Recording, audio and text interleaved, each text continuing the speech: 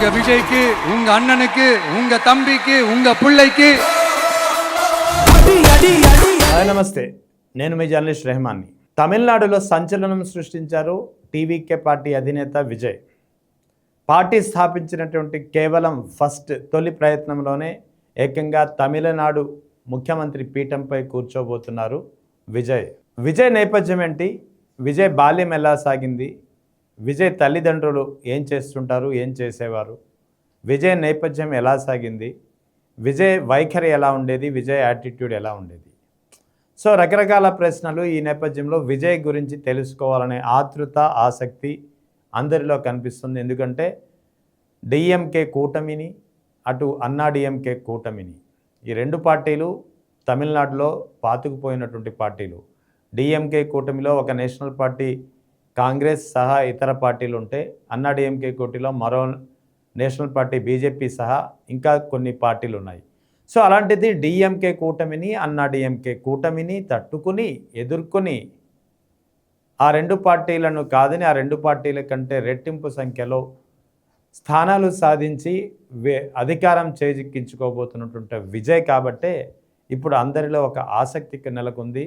అసలు what is Vijay అనే తెలుసుకోవాలనే ఒక ప్రయత్నం సాగుతుంది. ఈ నేపథ్యంలో విజయ్ గురించి మీకు కొన్ని వాస్తవాలు, అతని నేపథ్యం తెలియచెప్పే ప్రయత్నం చేస్తున్నాను. உங்க விஜய் நான் வர విసిలడిక రెడీయా? వాస్తవానికి ఆంధ్రప్రదేశ్, తమిళనాడు రాజకీయాల్లో ముఖ్యంగా సినిమా రంగం నుంచి రాజకీయ ఆరంగేటం చేసిన వారిలో చాలామంది ఉన్నారు, కానీ అతి కొద్ది మంది మాత్రమే సక్సెస్ సాధించారని చెప్పవచ్చు. అతి కొద్ది మంది కూడా కాదు, కేవలం ముగ్గురు. ఆ ముగ్గురులో కూడా మూడవ వ్యక్తి ఇప్పుడు టీవీకే పార్టీ అధినేత విజయ్. ముందుగా చెప్పుకోదగ్గ పేరు తమిళనాడు నుంచి, తమిళనాడు రాజకీయాల్లో, తమిళ సినీ రంగంలో మకుటం లేని మహారాజుగా ఎదిగినటువంటి ఎంజీఆర్ పార్టీ స్థాపించి ముఖ్యమంత్రి పీఠం అధిరోహించి సక్సెస్ సాధించారు 1977 ప్రాంతంలో. ఆ తర్వాత దాదాపుగా 6 ఏళ్ల తర్వాత ఆంధ్రప్రదేశ్ రాజకీయాల్లో అటువంటి పరిస్థితి రిపీట్ అయింది. ఎన్టీ రామారావు తెలుగుదేశం పార్టీ స్థాపించారు 1983లో. 6 నెలల వ్యవధిలోనే 84లో సంభవించినటువంటి ఎన్నికల్లో అధికారాన్ని చేజిక్కించుకున్నారు. సో అటు ఏపీ, ఇటు తమిళనాడు రెండు రాష్ట్రాల రాజకీయాల్లో సినీ రంగం నుంచి రాజకీయ ఆరంగేటం చేసి పార్టీ స్థాపించి అధికారం చేజిక్కించుకున్నది ఇద్దరు. ఒకరు ఎంజీఆర్ ముందు 1977 ప్రాంతంలో, రెండవది ఏపీలో 1983లో తెలుగుదేశం పార్టీ వ్యవస్థాపక అధ్యక్షుడు ఎన్టీ రామారావు. సో ఆ తర్వాత అంతటి ఖ్యాతి పొందింది, ఆ క్రెడిట్ దక్కించుకున్నది ఎవరా అంటే టీవీకే పార్టీ అధినేత విజయ్ అని చెప్పాలి. పార్టీ స్థాపించినటువంటి కొన్ని నెలల వ్యవధిలోనే సంభవించినటువంటి ఎన్నికల్లో తమిళనాడులో మ్యాజిక్ ఫిగర్కి దగ్గరగా సీట్లు సాధించి అధికారాన్ని చేజిక్కించుకోబోతున్నారు విజయ్. తమిళనాడులో, ఏపీలో అయితే ఏపీ గురించి మాట్లాడుకుంటే ఏపీలో 2009లో చిరంజీవి ప్రజారాజ్యం పార్టీ స్థాపించారు, కానీ 18 సీట్లు గెలుచుకుని అధికారానికి దూరంగా ఉండిపోయారు. ఆ తర్వాత పార్టీని కాంగ్రెస్ పార్టీలో విలీనం చేసేశారు. ఇప్పుడు తిరిగి ఆయన సినిమాలు చేసుకుంటున్నటువంటి పరిస్థితి. ఆ తర్వాత 2011-12 ప్రాంతంలో జనసేన స్థాపించారు చిరంజీవి సోదరుడు పవన్ కళ్యాణ్. ఈ పార్టీ కూడా సొంతంగా అధికారంలోకి రాలేదు. 2014లో పోటీ చేయకుండా బయట నుంచి మద్దతు తెలిపింది. 2019లో ఓటమి పాలైంది ఘోరంగా. ఆ తర్వాత 2024 ఎన్నికల్లో కూటమి పార్టీలో చేరి 21 సీట్లలో తెచ్చుకుని 21 సీట్లలో పోటీ చేసి గెలిచినటువంటి పరిస్థితి. మొత్తానికి అధికారంలోకి మాత్రం రాలేకపోయింది. సో అటు తమిళనాడులో చూస్తే విజయకాంత్ స్థాపించినటువంటి డిఎండిఏకే కావచ్చు, కమలాసన్ స్థాపించినటువంటి ఎంఎన్ఎం పార్టీ కావచ్చు, శరత్ కుమార్ స్థాపించినటువంటి ఎన్ఎంకే పార్టీ కావచ్చు, శివాజీ గణేశన్ స్థాపించినటువంటి టీఎంఎం పార్టీ కావచ్చు, ఈ ఏ పార్టీలు కూడా, వీళ్ళందరూ సినిమా బ్యాక్గ్రౌండ్ ఉన్నటువంటి వ్యక్తులు స్థాపించినటువంటి ఏ పార్టీ కూడా అధికారం దిశగా సాధించలేకపోయినటువంటి పరిస్థితి. ఒక్క టీవీకే పార్టీ అధినేత విజయ్ విషయంలోనే అంటే మూడవ వ్యక్తి అని చెప్పచ్చు. ఇది టీవీకే పార్టీకి సంబంధించినటువంటి రాజకీయ నేపథ్యం గురించి చెప్పాలంటే. ఇక టీవీకే పార్టీ అధినేత విజయ్ గురించి మనం మాట్లాడుకోవాలంటే విజయ్ తల్లిదండ్రులు గురించి ముందుగా చెప్పాలి. విజయ్ జన్మించింది 1974 జూన్ నెలలో. 1974 జూన్ 22వ తేదీన చెన్నైలో జన్మించినటువంటి విజయ్కు బాల్యంలో పెద్దగా చదువు అవ్వలేదని చెప్పాలి. ఆయన లయోలా కాలేజీలో BBA 2వ సంవత్సరం డిస్కంటిన్యూ చేసి ఆ తర్వాత అక్కడి నుంచి నటన వైపు, సినీ రంగం వైపు ఆయన తన ప్రస్థానాన్ని సాగించినటువంటి పరిస్థితి.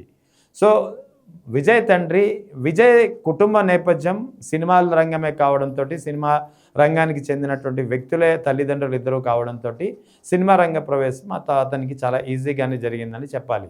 తండ్రి క్రిస్టియన్, ముఖ్యంగా ఆది ద్రావిడ కులానికి సంబంధించి అరుంధతి వర్గం అంటే మాదిగలని చెప్పవచ్చు. తండ్రి నేపథ్యం అది. ఇక తల్లి హిందూ వన్నియర్ల కులం. తల్లి పేరు శోభ. ఈమె ఒక ప్లేబ్యాక్ సింగరే కాకుండా స్క్రీన్ రైటర్, ప్రొడ్యూసర్, డైరెక్టర్గా పనిచేశారు. తండ్రి దాదాపు తమిళనాడులో 70 చిత్రాలకు పైగా దర్శకత్వం వహించినటువంటి పరిస్థితి. సో ఇది దీనికి సంబంధించినటువంటి నేపథ్యం. ఆ తర్వాత విజయ్ వరకు వస్తే విజయ్ వివాహం సంగీతతో అయింది. ఈయనకు 2 పిల్లలు ఉన్నారు. కుమారుడు జాసన్ సంజయ్, ఇక కుమార్తె దివ్య పాషా. పేర్లు కూడా అంటే ఈ కుటుంబ నేపథ్యంలో కూడా సర్వమత సమ్మేళనం ఉంది. పేర్లు కూడా పిల్లలకు సంబంధించినటువంటి పేర్లు కూడా అన్ని మతాలకు కలిసి వచ్చేలా పెట్టుకున్నారు విజయ్. అంతేకాకు విజయ్కు సంబంధించి చాలా ఆసక్తికరమైన, ఎవ్వరికీ తెలియనటువంటి మరొక అంశం కూడా ఉంది. అది విజయ్ విద్యాభ్యాసం. అంటే బాల్యంలో విజయ్ని స్కూల్లో చేర్పించేటప్పుడు అడ్మిషన్ ఫామ్లో కులం ప్రస్తావన వచ్చినప్పుడు తండ్రి కులం దగ్గర తమిళం అని రాయమంటే స్కూల్ మేనేజ్మెంట్ అది కుదరదని చెప్తే తండ్రి వాళ్ళతో వాగ్వాదానికి దిగి మరి కులం స్థానంలో కేవలం తమిళం అనే రాయించుకోగలిగారు. అంటే ఇక్కడ కులం అనేది రాయడానికి, కులం పేరు రాయడానికి అది తన కులం కావచ్చు, లేదా తల్లికి సంబంధించినటువంటి విజయ్ తల్లికి సంబంధించినటువంటి వెన్నయార్ల కులం కావచ్చు. కుల ప్రస్తావన లేకుండా పిల్లవాడిని, కొడుకుని పెంచాలనుకున్నారో ఏంటో.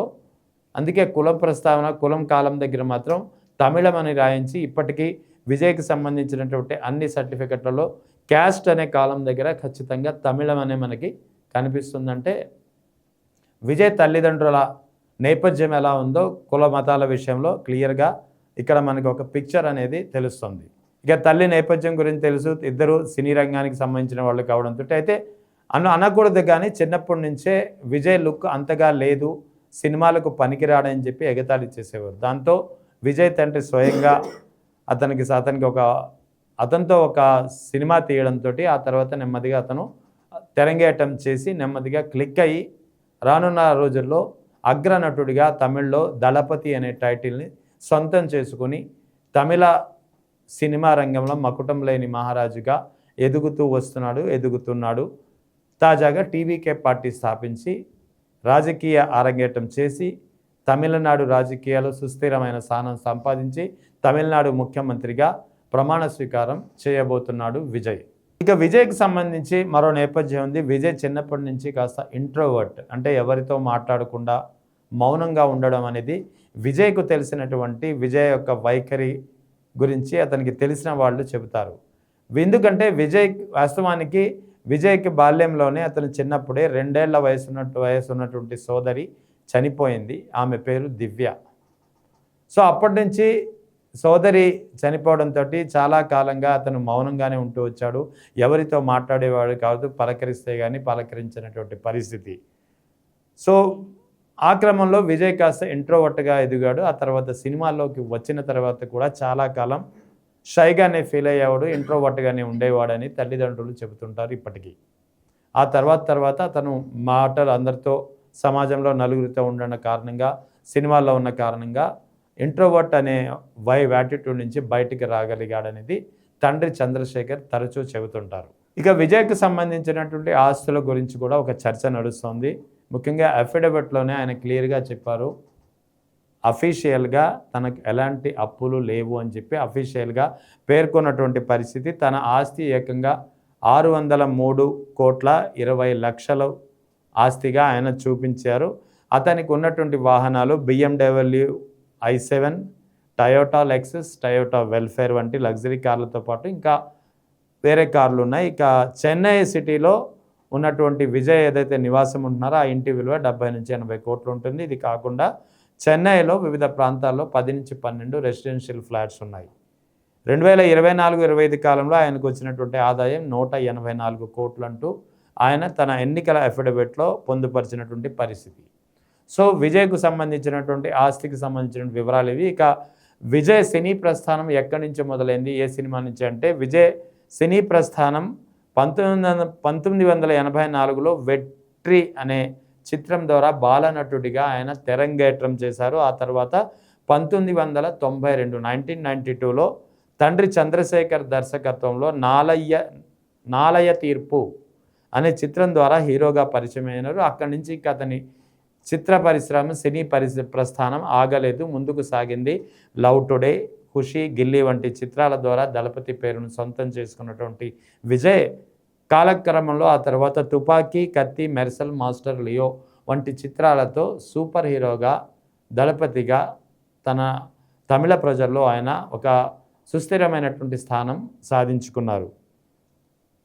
ఇక 618 కోట్ల కలెక్షన్ సాధించినటువంటి లియో సినిమా విజయ్ కెరీర్లో అత్యధిక వసూళ్లు సాధించినటువంటి సినిమాగా అందరూ చెబుతారు. ముఖ్యంగా జననాయకం సినిమా ఏదైతే ఈ ఎలక్షన్కి ముందు విడుదల కావాల్సి ఉందో, ఈ ఎలక్షన్కి ముందు విడుదలైతే దానిపై కొన్ని ఆశలు పెట్టుకున్నారు విజయ్. అది రకరకాల రాజకీయ కారణాలతో ఆ సినిమాను నిలిపివేయించినటువంటి పరిస్థితి. కానీ ఇప్పుడు తమిళనాడులో ఆయన సీఎంగా బాధ్యతలు స్వీకరించబోతున్నారు కాబట్టి త్వరలో ఆ సినిమా ప్రేక్షకుల ముందుకు రాబోతుంది. సో ఓవరాల్గా తమిళనాడుకు ముఖ్యమంత్రిగా మరికొద్ది రోజుల్లో ప్రమాణ స్వీకారం చేయబోతున్నటువంటి విజయ్ నేపథ్యం గురించి మాట్లాడితే ఈ వివరాలన్నీ యాప్ట్ అవుతాయి. ఇక అన్నిటికంటే ముఖ్యంగా తమిళనాడు రాజకీయాల్లో ముఖ్యంగా విజయ్ ప్రచారంలో అందరినీ ఆకర్షించింది. విజయం తర్వాత అందరినీ నోట చర్చనీయాంశంగా మారుతున్నది వైఎస్ జగన్ ఫోటోతో ఆయన సాగించినటువంటి ర్యాలీ. ఈ ర్యాలీ ఆయన సాగించింది దాదాపుగా తమిళ ఆంధ్ర బోర్డర్లో, అంటే తెలుగు ప్రజలు ఎక్కువగా నివసించే దాదాపు 16 నియోజకవర్గాల్లో ఈ ప్రచారం అనేది సాగింది. ఈ 16 నియోజకవర్గాల్లో ముఖ్యంగా 14 నియోజకవర్గాల్లో టీవీకే పార్టీ విజయం సాధించింది.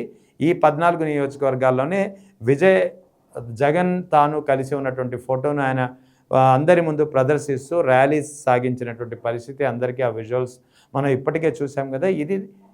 ఈ నియోజకవర్గాలు దాదాపు 16 ఉన్నాయి. ఆ 16లో 14 నియోజకవర్గాల్లో ఆయన టీవీకే పార్టీ విజయం సాధించింది. ఇందులో గుమ్మిడిపూండి, పొన్నేరి, తిరువళ్ళేరు, అరక్కోణం, కృష్ణగిరి, కంవి, గుడియాత్తం, వేలూరు, కేవీ కుప్పం, కాట్పాడి సెగ్మెంట్లు అనేవి ఇందులో ప్రధానంగా ఉన్నాయంటే జగన్ ఫోటోతో ఎక్కడైతే ప్రచారం చేశారో 16 నియోజకవర్గాల్లో ఆ 16 నియోజకవర్గాలు 14 నియోజకవర్గాలను టీవీకే పార్టీ సొంతం చేసుకుంది.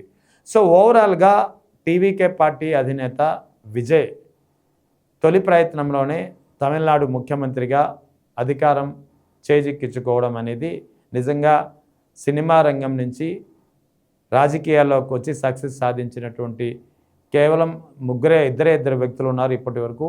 ఆ ఇద్దరి తర్వాత 3వ వ్యక్తిగా ఏపీ తమిళనాడు రాజకీయాల్లో 3వ వ్యక్తిగా విజయ్ పేరు చెప్పుకోవాల్సి ఉంటుంది. విజయ్ నా వర